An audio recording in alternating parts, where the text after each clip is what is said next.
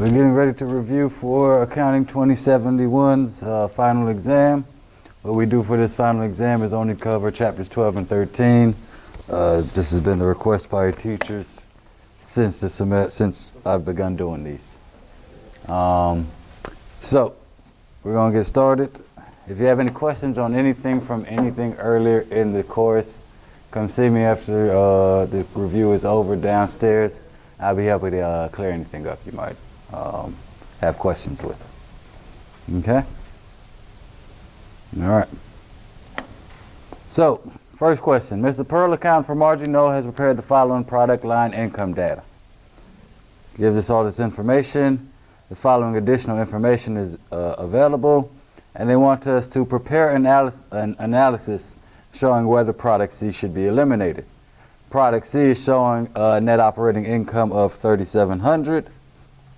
So we need to determine whether we should keep it or not. It is a keep or drop decision.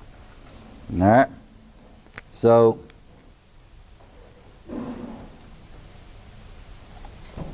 the way we start this is we start looking at our contribution margin. Our contribution margin is $10,000. Okay.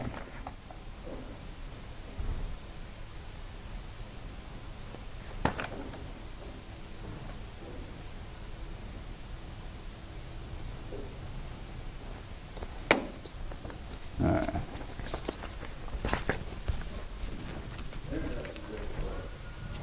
So we have lost contribution margin.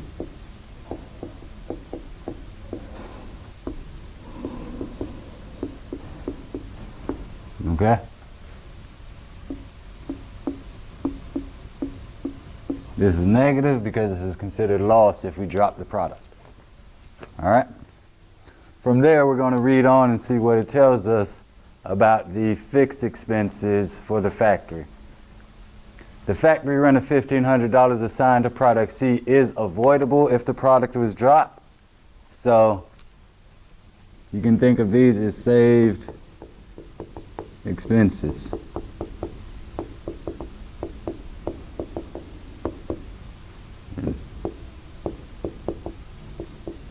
So rent, $1,500. I'm going to close this door real quick.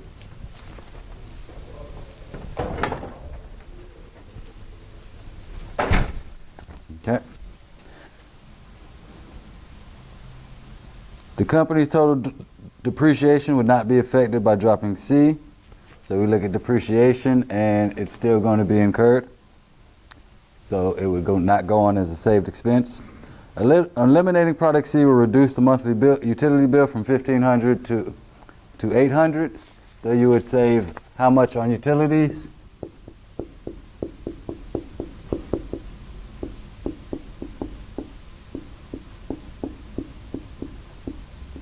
You would save $700 on utilities. Okay. All supervisor salaries are avoidable. So after utilities, it says supervisor salary. So the supervisor salary of $3,000 is also avoidable.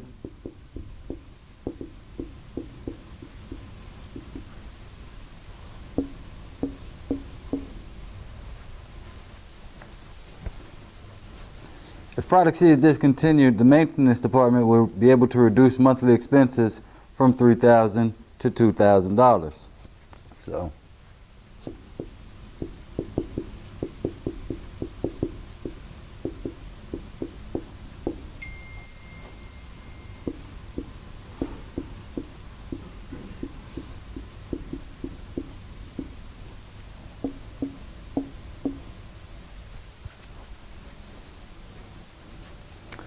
elimination of product C will make it possible to cut 2 persons from the administrative staff. Their combined salaries total $3,000.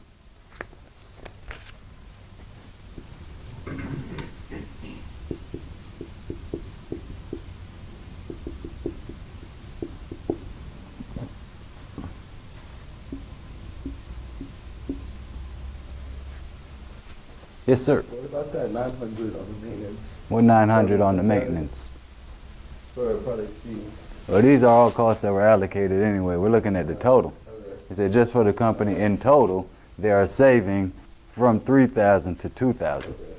That $900 was just how much was allocated to C when we have it in as a product line. Okay. So we just said administrative staff, and that's it. So we look at the total of the administrative or of the saved expenses, subtract it from your loss contribution margin, and the net result will tell you what happens when we drop product C.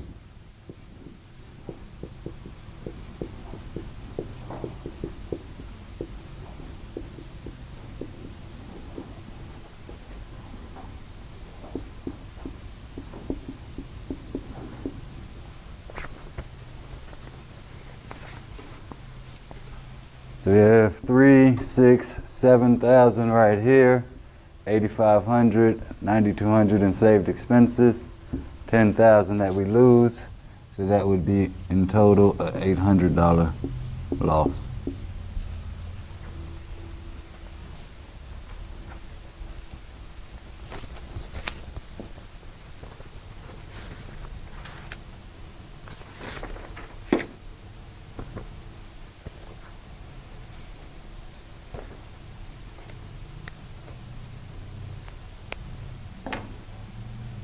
Any questions? No? They should drop it. You say? They should drop product C. What happens if we drop product C? We shouldn't, or shouldn't. Right, if we drop product C, we lose $800, so we should not drop product C. Where did the $3,000 come from on the administrative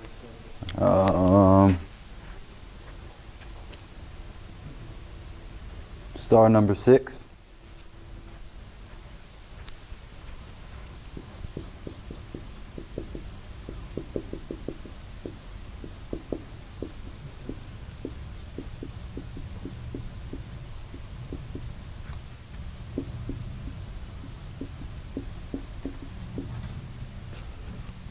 If you want to take a picture now. When I start the next question, I'm going to erase the board.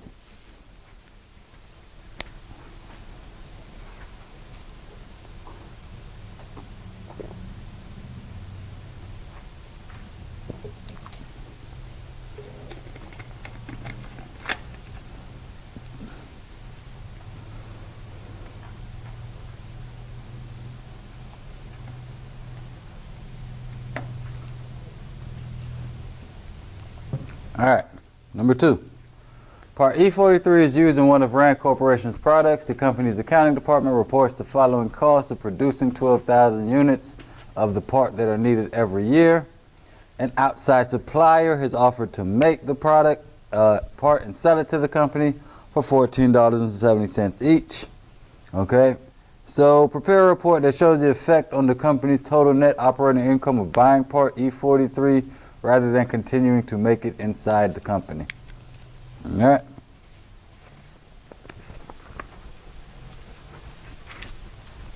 These are what we call make or buy decisions. Should we make the product ourselves or should we buy it from somebody else outside? Okay.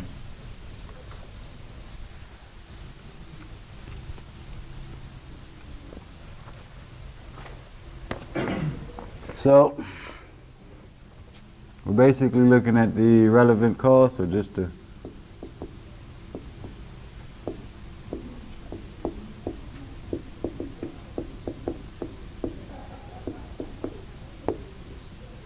okay. Make a column for make and one for buy. All right. And the idea is you're basically going down your list. You're saying direct materials.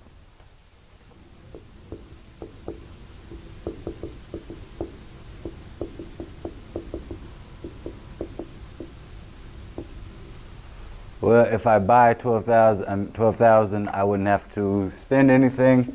But if I make it, then I have to spend 12,000 times 450. Right?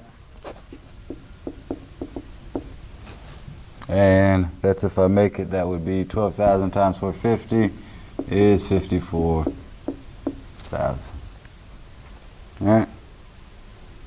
Next one on the list is direct labor.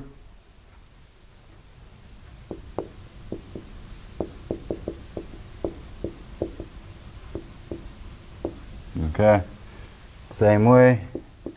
If I buy it, I don't have to pay anybody to work. But if I make it, then I have to pay, wow, $1.20 per unit.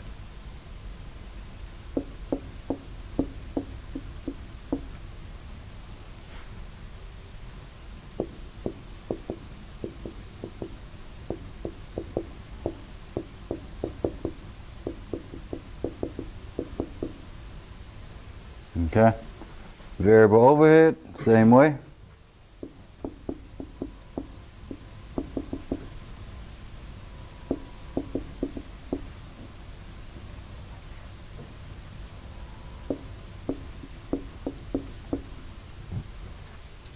Okay.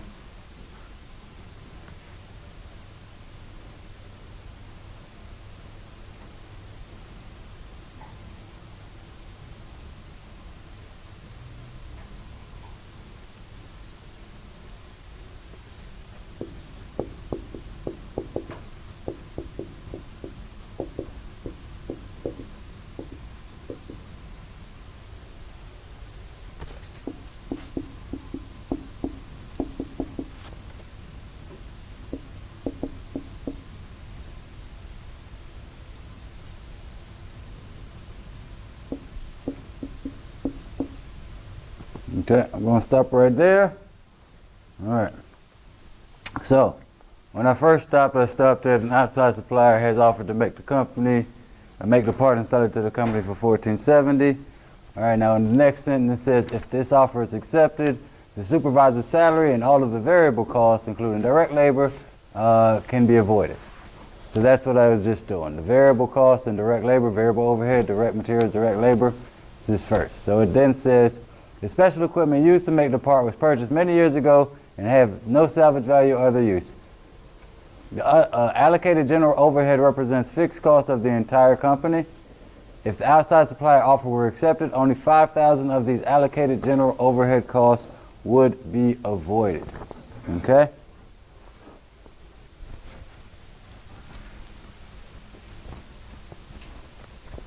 So, that means the depreciation of the special equipment will still continue, correct? Whether I make it or whether I buy it.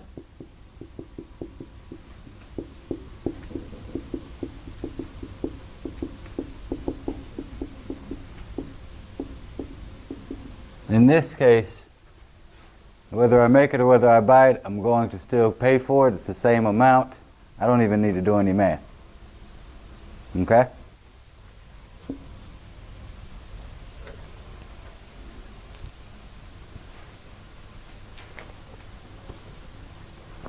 It says if the company's supplies, if the outside supplier's offer were accepted, only 5,000 of the allocated general overhead costs would be avoided. That means to make this product, the allocated general overhead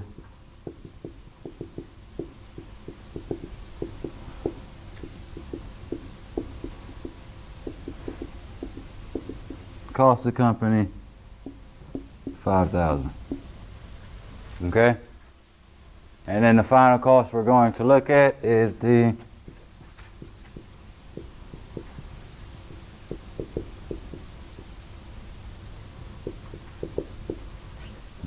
purchase price for 12,000 units at $14.70. Okay?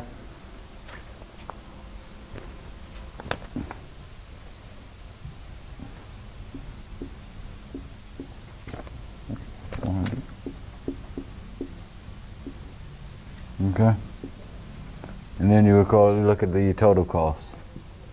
This is what those are.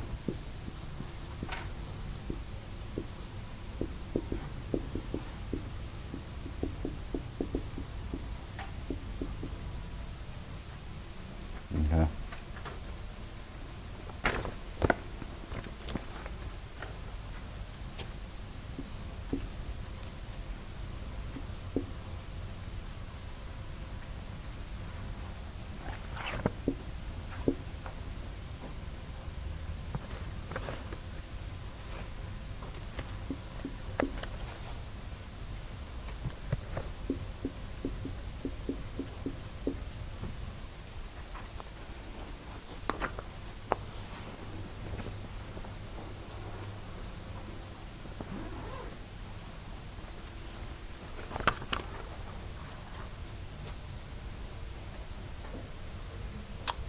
Any questions?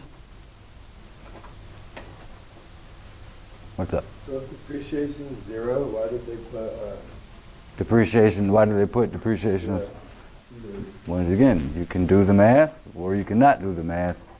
It's up to you. So this is what we call the relevant cost. So this is the total relevant cost. What does relevant mean? Well, it's related to whether we make it or not. If I make this, I'm going to have to pay depreciation. But if I don't make it, I'm going to have to pay depreciation. I can put 230 times 12,000 and do that math and figure out what that is. Well, it is going to add some number. Give me a number, 50,000. I'm going to put 50,000 here, 50,000 here. Is it going to make a difference to the bottom line? If I'm going to incur the cost anyway, it's not relevant to the decision making. Okay? that makes sense. All right. So what happens, it says, question B, which alternative should the company choose? Should we make it or should we buy it? We should make it. If we buy it, we reduce our net income by how much? About 34,000. Okay. Any questions on that? All right.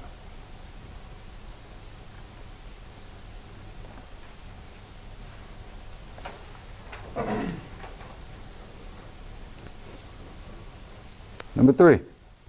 Customer has asked Twiner Corporation to supply 5,000 units of product DO5 with some modifications for $420 each. The normal selling price of this product is $52.80. The normal unit product cost is computed as follows, and they want us to determine the effect on the company's total net operating income of accepting the special order. Okay? Direct labor is a variable cost. The special order would have no effect on the company's total fixed manufacturing overhead costs.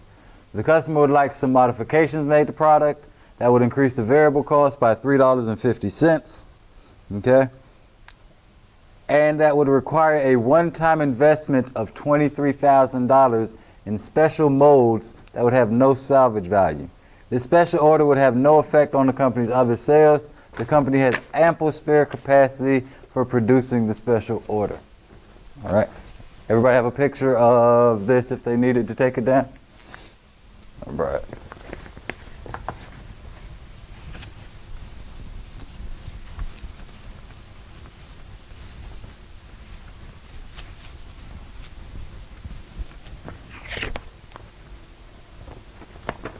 So, determine the effect on the company's total net operating income of accepting the special order. So we're going to accept the special order. If we accept the special order, they want what? 5,000 units at $40.27 each, or $40.27 each.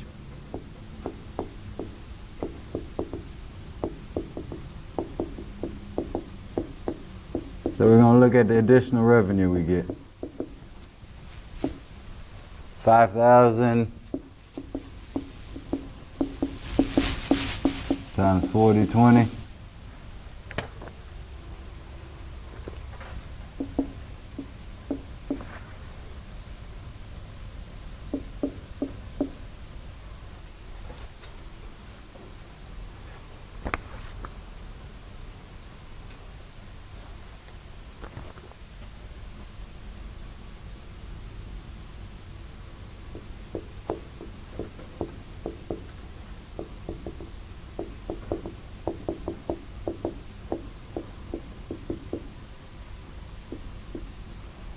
Okay, and now we're going to look at each of the costs. Your direct materials.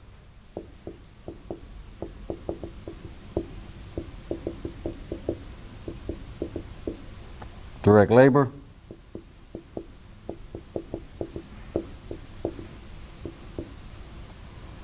The variable overhead.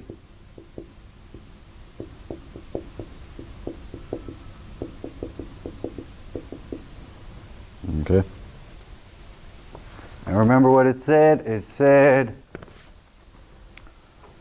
the special order would have no effect on the company's total fixed manufacturing overhead costs. that means you do not include the fixed manufacturing overhead, because the fixed manufacturing overhead is not going to go up for these additional units. Okay? But it told us that we would require modifications.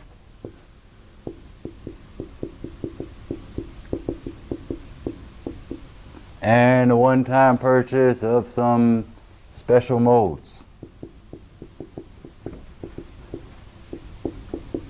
Okay.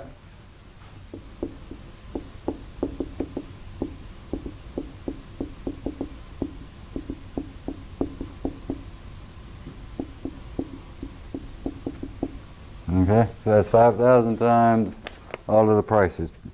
1270, 610, 870, and the 350. Okay.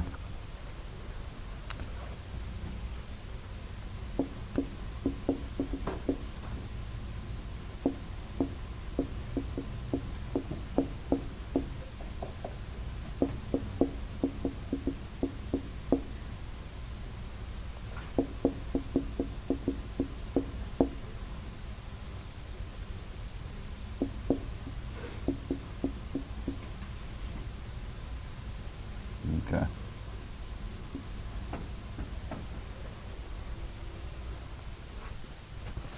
And that total cost, when you add them all up,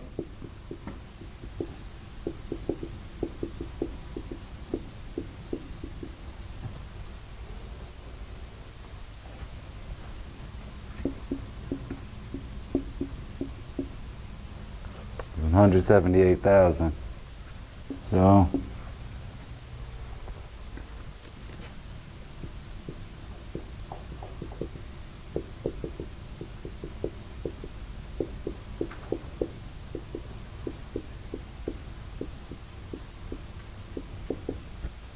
the incremental net income would be something like 23,000.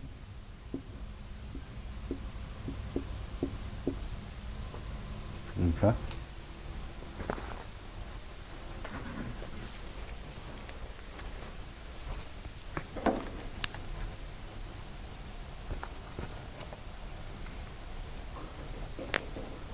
Any questions?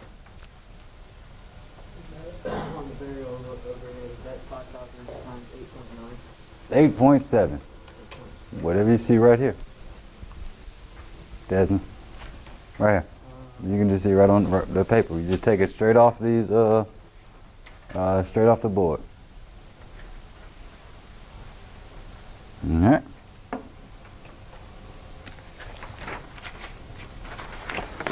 Whoa. Anybody want to try number 4? Anybody?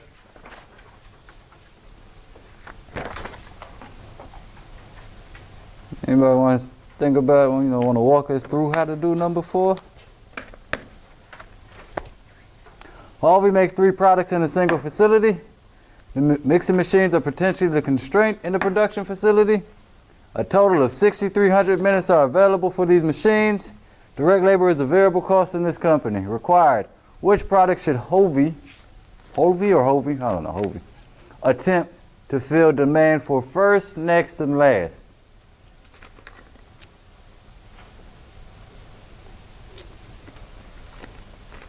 Who knows what to do?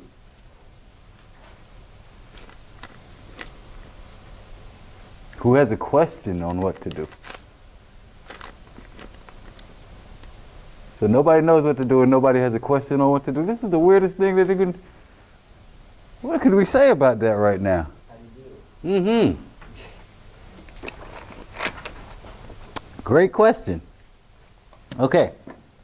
So, we get into this class, the first thing we learn is something about a contribution margin, correct? What does contribution margin tell us? Everybody have this picture taken if they need it, if they want it? Anybody, what does contribution margin tell us? Who can tell me what contribution margin is? It's sales minus variable expenses. And what does contribution margin tell us? What does the contribution margin per unit tell us? How much I make from selling it. Incorrect. How much you have before you take out fees? How much I have to cover my fixed expenses. Okay, how much each unit gives me to cover my fixed expenses, because I know my variable expenses are covered. So the first thing we do here is come up with that. What is my contribution margin per unit? Okay, who can tell me what my contribution margin per unit will be for A, B, and C? Because I know I have a sales price, right? And I need to start this probably a little bit higher up. That's how much.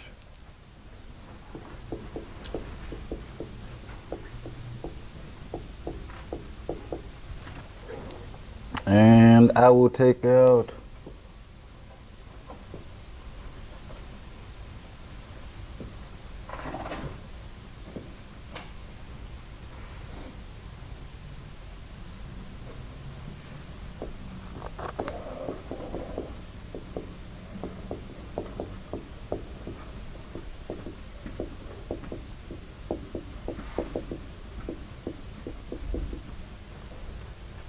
so I have products A, products B, and product C, right? And I probably don't even have to do it that far away, but hey, we've got room. Product A sells for $70. Product B, $92.40. Product C, $85.90. Okay, these 4 marks are the 4 things we're going to have to take out from sales to get a contribution margin. What are those 4 things at a minimum? Direct materials, direct labor,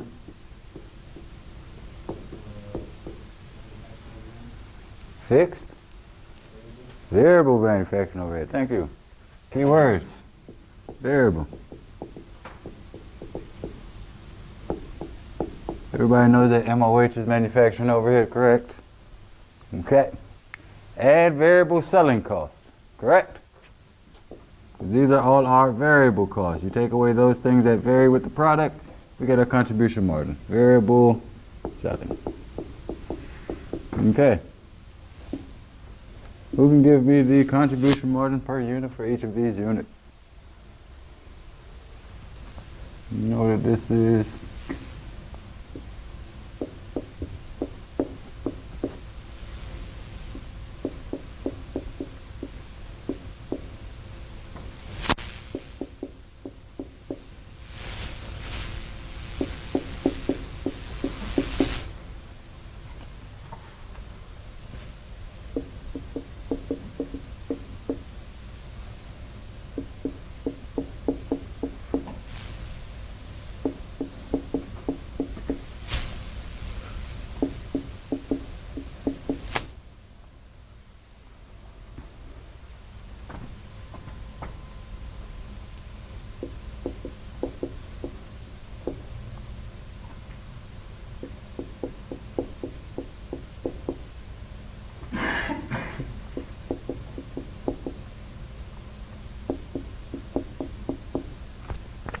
You good? Anybody got the contribution margin for product A for me? For product A? Contribution margin is what? 20.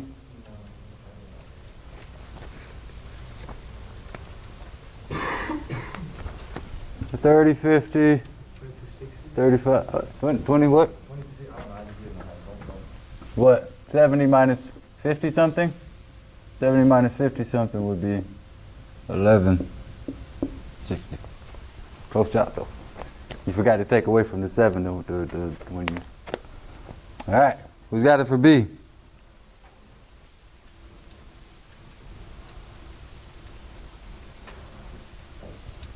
Isn't it ABCs? 10 minus 7, some easy numbers. $15? Good job.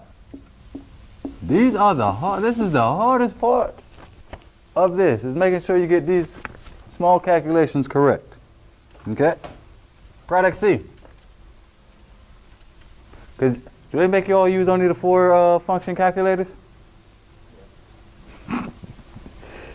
Man, that's tough. I had to go through it too, so I just use pen and paper. We can do 4 functions, pretty much I can do it. 1160? Dude. Punching time and the time you write down is the same thing. It's just how well have you memorized the multiplication tables. All right, contribution margin per unit. So is that all we need to know? No. What's wrong? What's happening here? You multiply it by the mixing per unit. What does multiplying it by the mixing per unit tell me? How does multiplying it by the mixing per unit give me the contribution margin per unit? I mean, because we want, you want contribution margin, because we want the contribution margin per minute is what you're telling me, correct? We want the contribution margin per minute, right?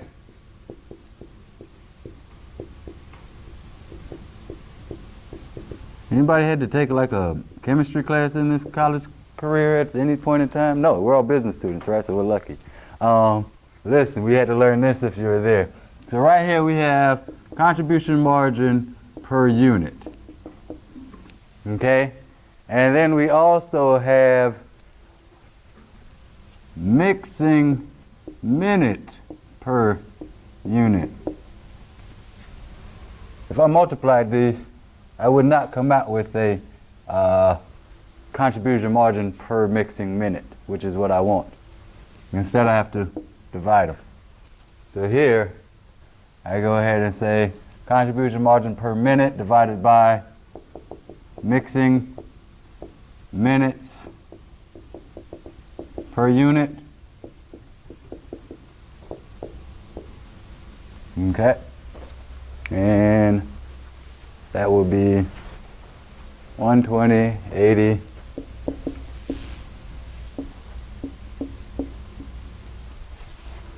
and 40. And then what that will give me, if anybody cares,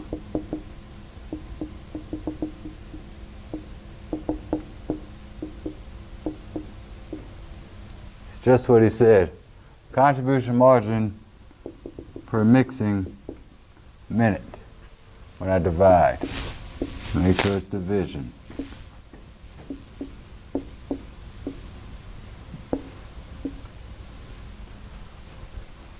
Okay.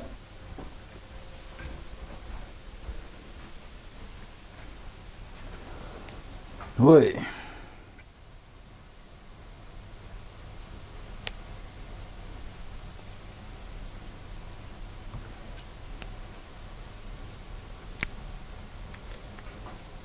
So, let us now rank it in order. Well, after we get our contribution margin per minute, what's our contribution margin per minute for A? 9.67. For B? 18.75. $29. Okay. Now if you'd have ended up multiplying, your numbers would have been exact opposites. Pretty much. Okay? So make sure you're doing division here. You say contribution margin per mixing minute. That's my constraint. Or per minute, per mixing minute won't make a difference. We're talking about the minutes that we have available for our mixing machine. Okay? Now we're going to rank it in order, right? One, so that's 1, that's 2, that's 3, right? So we're going to say produce C, B, and A. I'm not sure if they're going to ask you this, but they gave this to me to make sure I reviewed with you. How much of each unit will we be producing?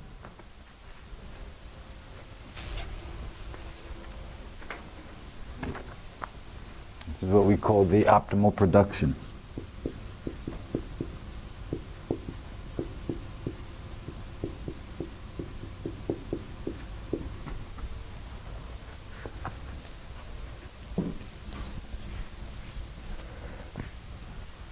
How much of each unit should we be producing? How much time do we have to produce? 6,300 minutes. Okay, so we're going to start off with 6,300 minutes. What are we going to produce first? Product C. How many are we going to produce? 2,000. Why? That's how much they demand. That's how much they want. Let's give it to them. We're going to make $29 off of each one. So 29, 2,000. How much does it take us for each one? So I'm going to make product C, 2,000 units times what? 0.4 minutes per unit, right? That's going to cost how much time? 2,000 times 0.4, 800. Okay. Take away those 800 minutes. How much do I have left? 5,500. What's the next product I'm going to make? B, 1875. So I'm going to make B. How much demand do I want to make for B? 4,000 if I can. So let's see, 4,000 times what? 0.8. 4,000 times 0.8 is going to give me what? 3,200. Okay. 3,200. 2,300 left, correct? Now I can make product A. How much can I make of product A? I want to make 2,000. Can I make 2,000 units? I can? No. Why not?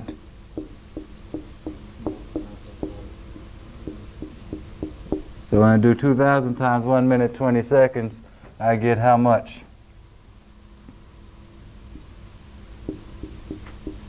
I get 2,400 minutes. I only have 2,300 minutes. 2,300 minutes available. So now,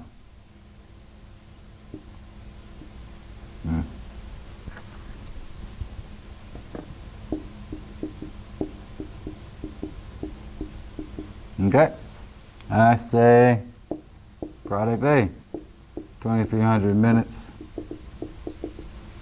available. 1.2 minutes per unit. I divide the two. What do I get?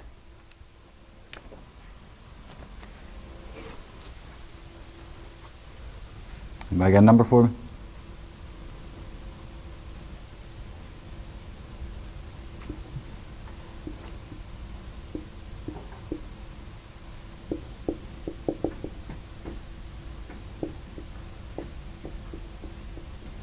Okay. I'm going to use 1,917, or I'm going to produce 1,917 units. So that is the production. I'm sorry.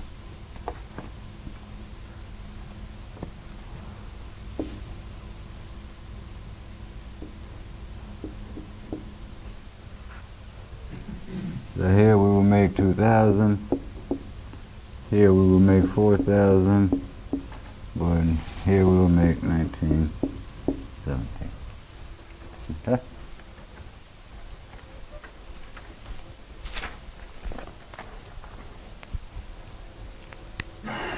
Any questions?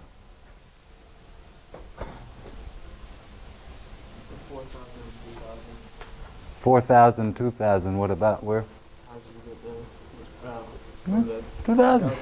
Tells me the demand. I got all the availability for the month. I'm going to try to make as much as I can of the first thing that's going to give me, whatever I rank number one.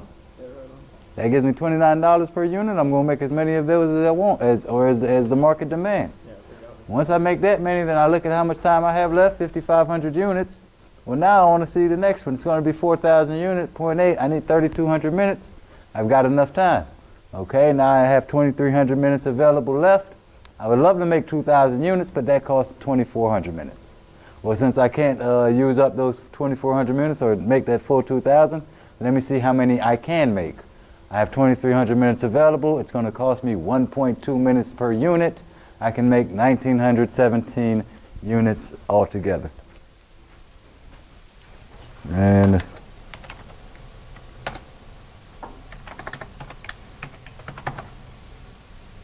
they just round. So whichever one you can round to, round to. Okay?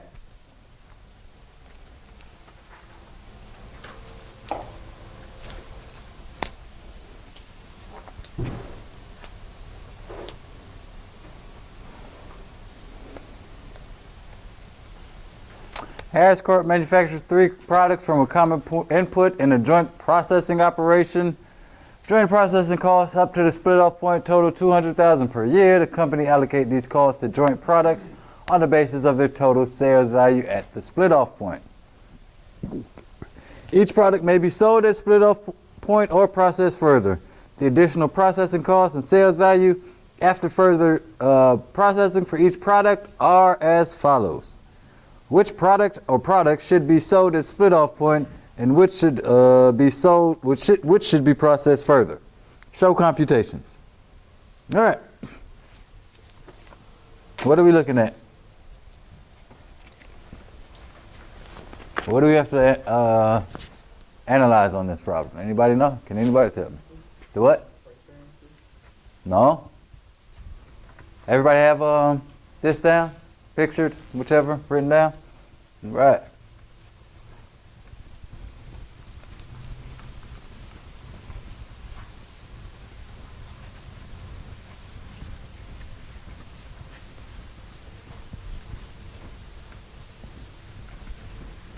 All right. We're going to make we're making 3 products. There's a split-off point. We can either sell them at the split-off or continue processing.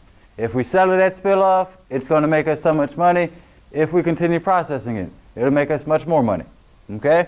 We are looking at the incremental revenue, the additional revenue from from processing it further versus the cost of processing it further. If I can make more money than what it costs me to process it further, I will make the product. Okay? So, sales,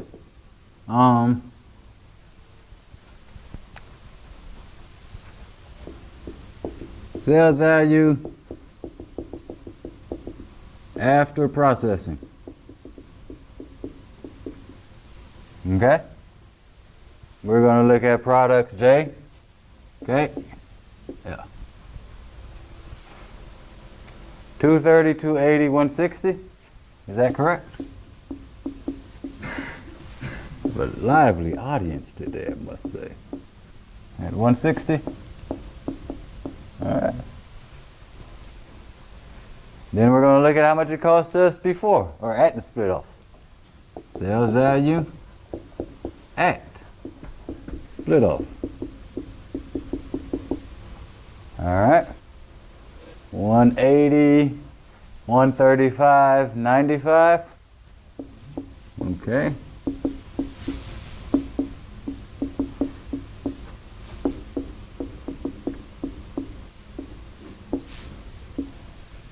Okay. And this is what they call incremental revenue.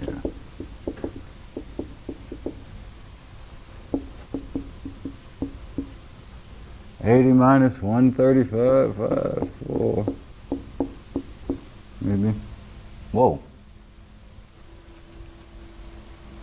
That's 95,000, not 195,000. Okay. All right. 65,000, is that what that is? Okay.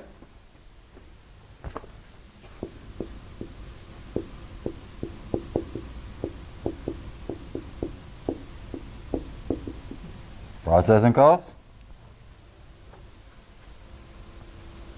60, 105, 85.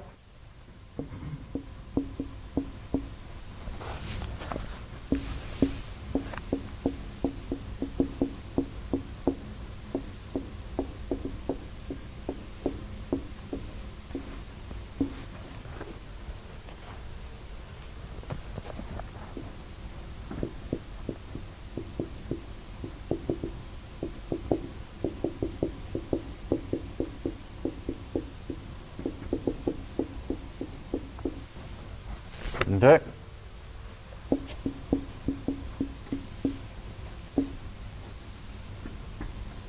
$145 minus 105, 65. Okay. So which one should be processed further is the only one that's profitable.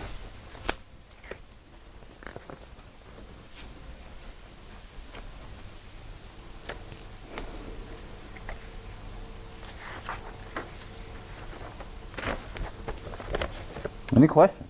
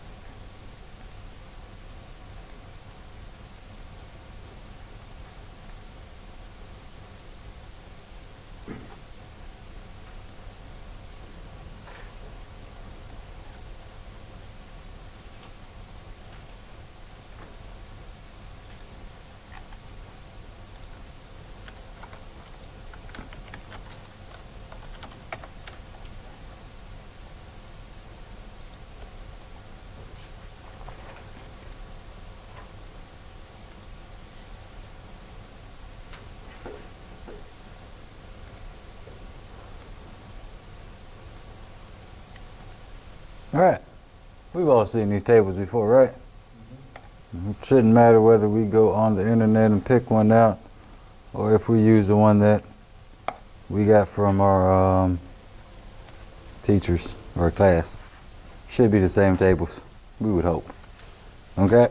And that's how you do these next two problems, is just setting it up and doing the tables. Who did that quirky homework problem where it's set up on a columns like 1, 2, 3 and was that confusing for everyone? Yeah, we don't do that way. That is just the craziest way to do it. Yeah, Yeah, bye. Now, if you come to me before homework is due with any questions, if you have any problems, and this is for any of your other classes that you might be in. You might be in business, cal, economics, whichever. I'd help you out with all of those. Probably algebra and all that other stuff too. Whatever. For business students, we got to take it. I can help you with it. I've probably taken the class. Stats, whatever. We do it easy. Business is so easy with everything. It doesn't even matter what we're working on. Like really, we just want to get the money, right? Right? I mean, I don't care how calculus works. I just want to know how I can use it so I can make some money with it. That's what we're doing this for. So they give us some information and they say compute the net present value of the project. All right. Very simple way. You're going to write down what is the cost, okay? When are you incurring this cost? The amount of it. You go find that factor. You multiply them by one another, and that gives you the net present value. Okay? The difficulty is identifying what costs we will be incurring and when we will be incurring them. Okay? So, we are going to need an initial investment.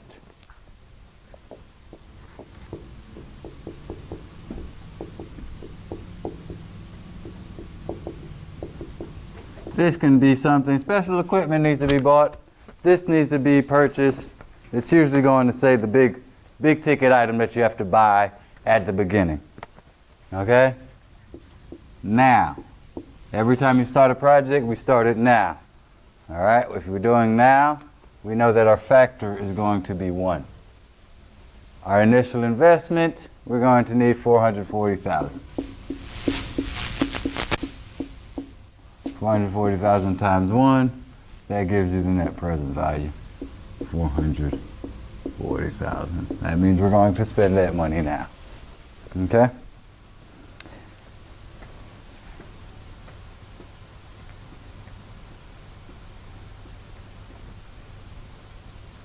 Next thing we're going to look at is the working capital required. Okay, working capital. Working capital, we invest that now and we continue using it. So it's a one-time investment. And we said it's now, so my factor is 1. Okay? Next, and these are what we pay for now, basically.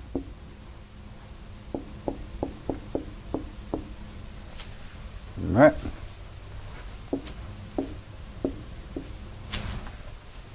Next thing,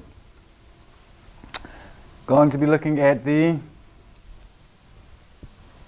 annual cash flows. Okay? I received the annual, I'm going to rename this working capital to working capital needed.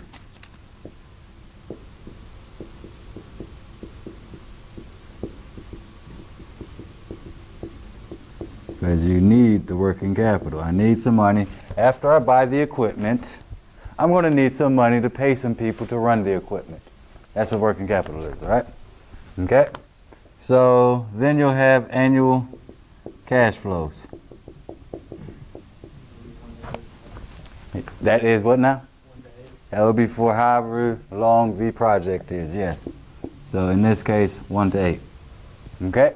Annual cash flows. They might give it to you one way. Annual cash flows. That's what it is. Great. Love it. They might say you have annual inflows of this, annual outflows of that, annual this cost, annual fixed cost, you know? So they might say you have annual sales rev, right? Variable costs. And what else? Fixed expenses. I would recommend just summing them all up and just using one number, just like you get right here, 88,000. Okay? Some factor we're going to go look up. All right? Working capital will be released when the project is done. All right? So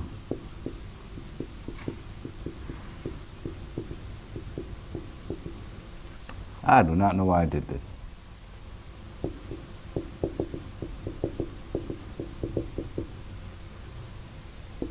That'll be in year 8, and that'll be for the 14,000. And then it also tells us we have salvage value for the equipment we bought. So we have the salvage value of the equipment.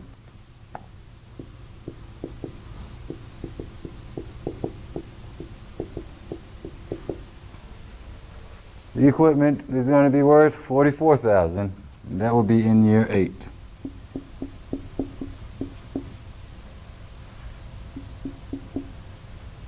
Okay. And what we just do is just go onto our tables. We look up, the company uses a discount rate of 11%.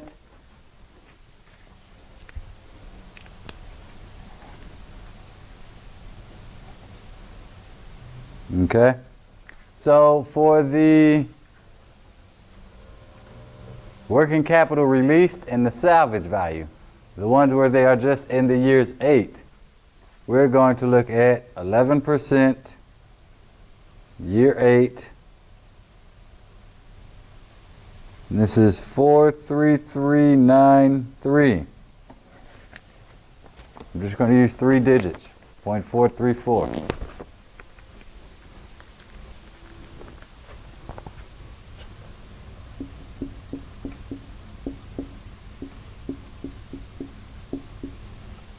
Okay. For the annual cash flows, you'll be using the present value of an ordinary annuity of $1. That is table 13B-2. Present value of $1 is 13B-1. This is 13B-2. Okay? We are year 8 and 11. It should be 5.146. All right.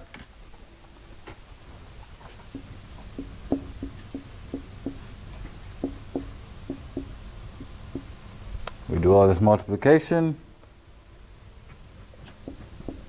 452, 848, 6,076, and then 19,096.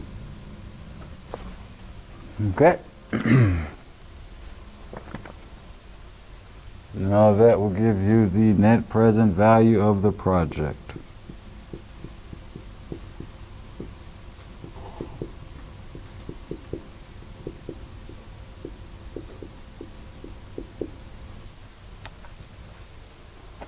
What do we get? $24,020. Very good.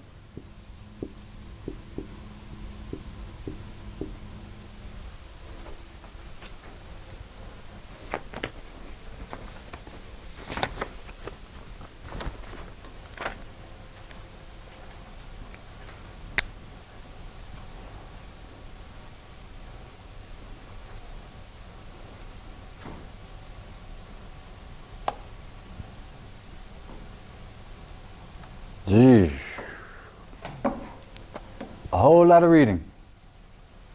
So easy. So easy. To a whole lot of reading. That's the hardest part about the class, is making sure we read through everything and get all the information necessary. Number 7 is just like number 6. Everybody have number 6 down? Okay.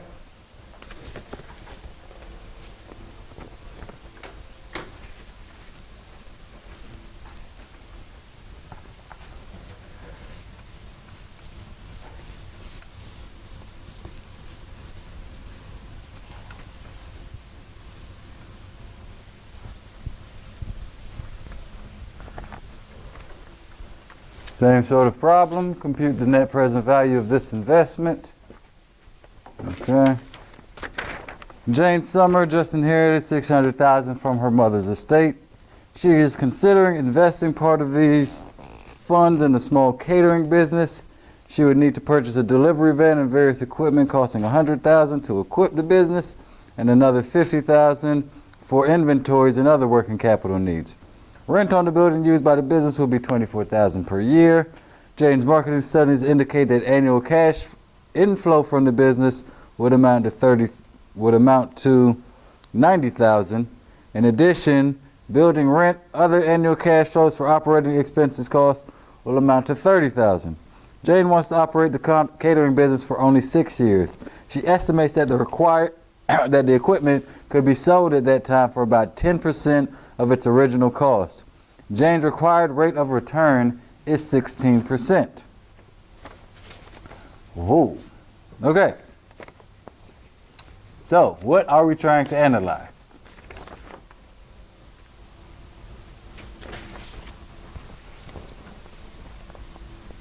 Whether we should do what? Whether we should get into this business or not, right? Whether we should invest in this catering business. What are the costs of investing in the catering business?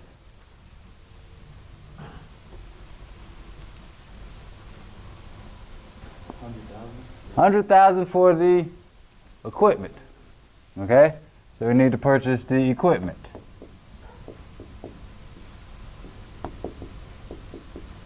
We need that now. And that would be $100,000. Okay. In addition to the $100,000, what else does a business need? 50,000 for what? Working capital. Working capital, okay?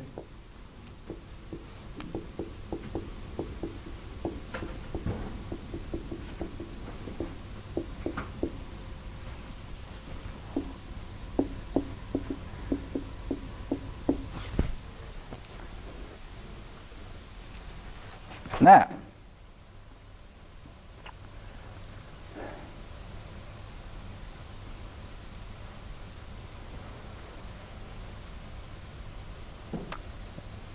there's two ways to do this next part. I just do annual cash flow. Okay?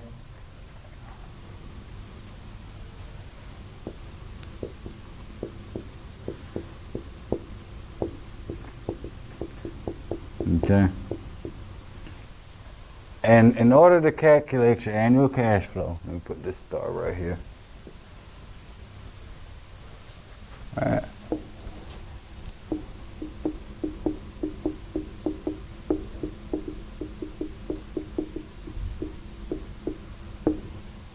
All right.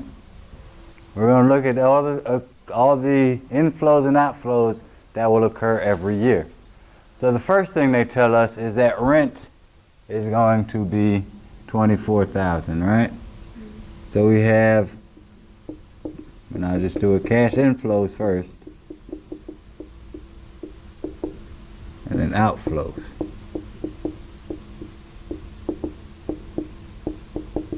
So rent.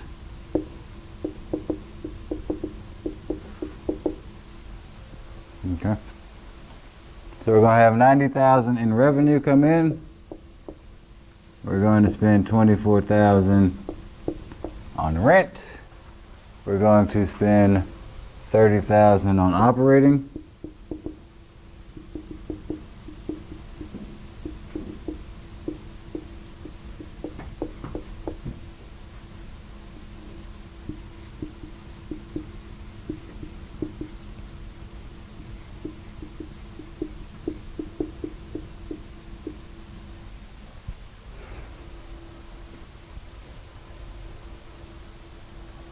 And it should be something like 36,000.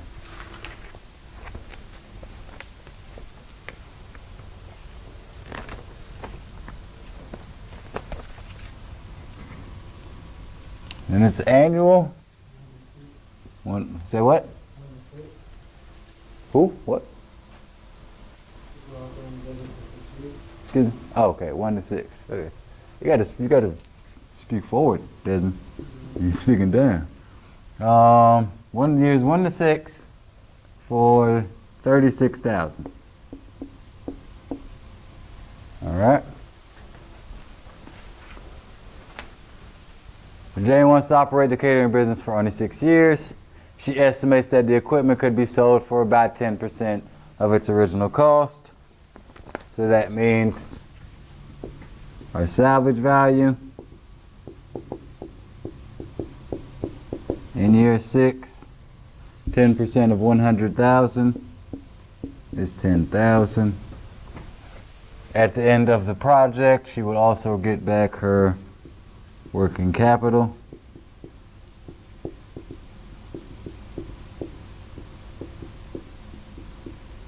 So that's the needed. Okay, and that's in year 6. The same amount, 50,000. Okay, so for now, we know the factor will be 1. For our annual cash flow, we go to table 13B-2 is what we would use. All right. Whoop, this one only goes up to 12%. We need 16%. You would just go to the table, look in 16, go to year 6 for the, in 13B-2, and you will get 3.685, and then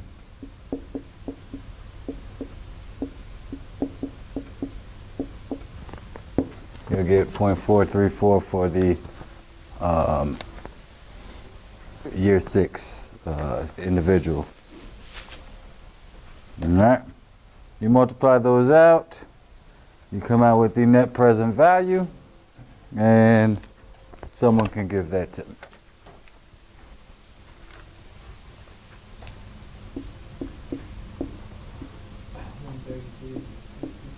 What happened? 132, 664. What?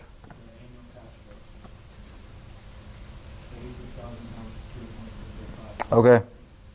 Okay. 132. You say what now, Desmond? 132 what? 132, 660. Okay. What about for the salvage value?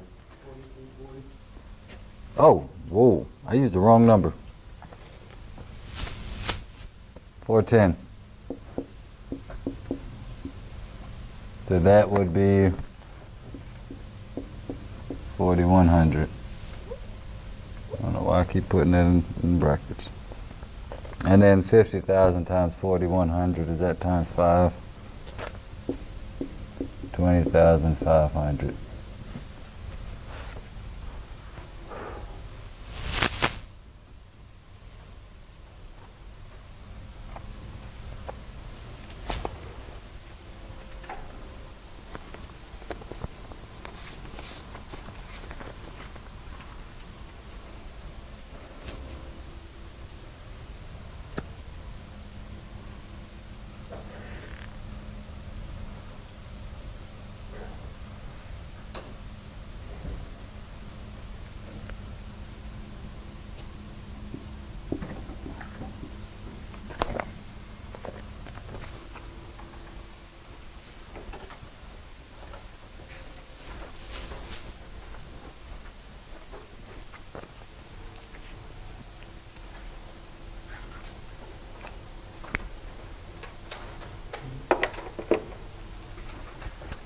Negative 760? Why?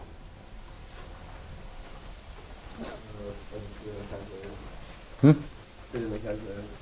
No, sir. I got 1,132 and 20. That's 150 right there. That's 150 right there. That's 152 plus 4. That's about right. Might be off by a little bit, but that's not. Shouldn't be negative.